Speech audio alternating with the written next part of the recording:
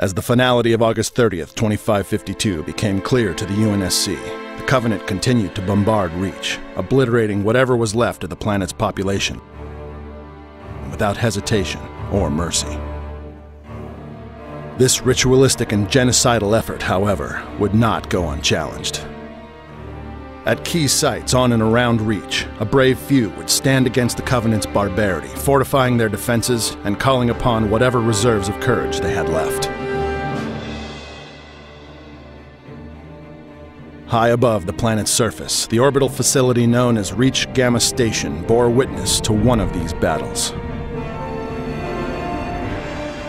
During the Covenant's final push for military supremacy, the enemy ruthlessly targeted this station.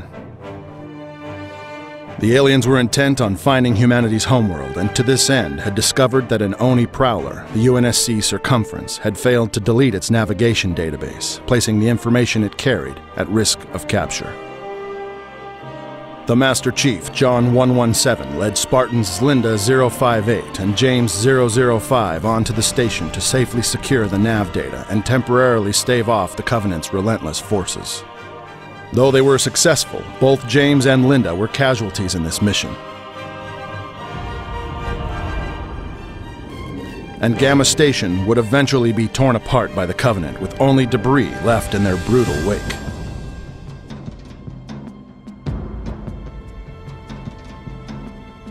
Intent on defending Reach's orbital defense generators, 22 other Spartans would fearlessly leap out of a doomed Pelican, hard dropping into the alpine mountains of the Vieri territory.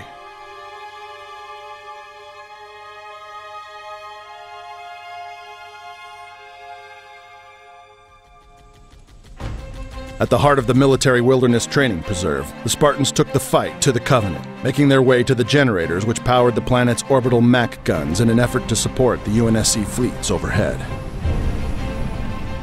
The outlying forest and a nearby training complex would become the battleground for this fight, the Spartans using their familiarity with the territory to deal with the Covenant's encroaching threat.